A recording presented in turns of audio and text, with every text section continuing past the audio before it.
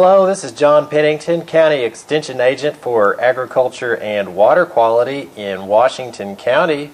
And today I'm going to be talking about understanding the numbers on your fertilizer product so that you can protect water quality whenever you use these fertilizer products in your lawn, garden, or landscape. Calculating the amount of fertilizer needed to achieve a desired result in the lawn, garden, or landscape is an essential skill for home gardeners, lawn care professionals, and do-it-yourselfers. It is hard to underestimate its importance.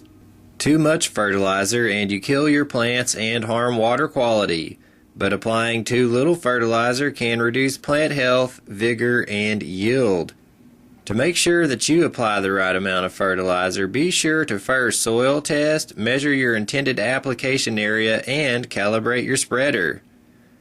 Many sources will give you a recommendation for and amount of some nutrient, like nitrogen, to apply, but neglect to tell you how much fertilizer you will need to apply to achieve this.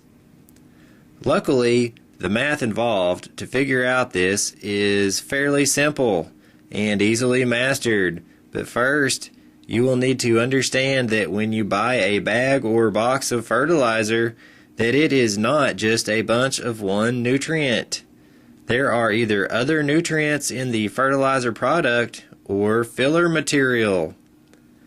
For example, consider this diagram which shows the chemical formula of urea, a common form of nitrogen fertilizer.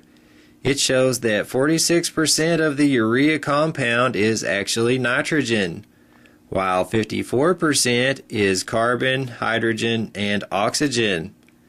So, if I took a 10-pound bag of urea home to fertilize my lawn, it would only have 4.6 pounds of nitrogen in it.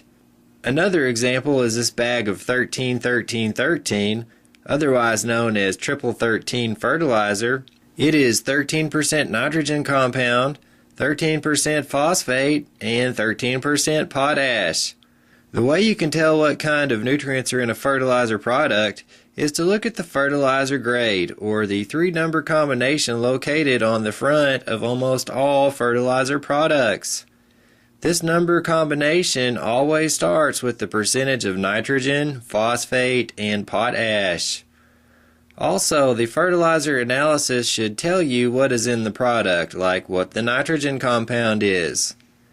An analysis can cover every nutrient, but we are primarily concerned with the three most important nutrients: nitrogen, phosphate, and potash. Store-bought fertilizers can come in all sorts of combinations or nutrient ratios. So be sure to select a product that most closely fits your soil test recommendations. Since fertilizer nutrient analysis are always expressed by a percent by weight, you can figure out how much to apply per unit area of your lawn, garden, or landscaped area to meet soil test recommendations. To do this, simply multiply a weight of fertilizer product by the percent of fertilizer nutrients within the product as listed on the nutrient analysis. For example, your soil test results read to apply 1 pound of nitrogen per 1,000 square feet. To meet this application rate, you could put out 8 pounds of triple 13, but then you would be applying 1 pound of phosphate and 1 pound of potash also. Both of those nutrients were not recommended, were not needed by the plants in this case, and can result in degraded water quality of surface waters and less money in your pocket.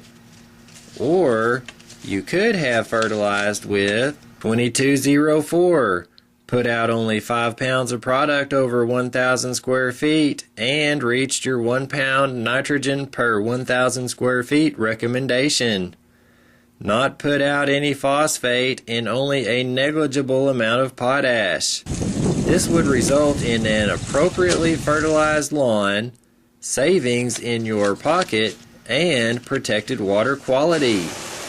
Sometimes home-generated compost or animal manure is a preferred fertilizer source, And you can easily have these types of fertilizer sources tested through your local county extension office in order to find out their nutrient contents.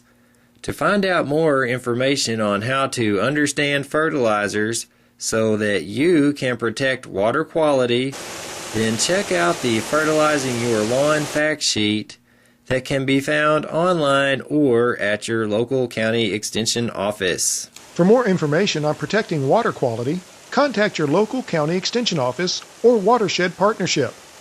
This podcast was funded by the Arkansas Natural Resource Commission and Environmental Protection Agency.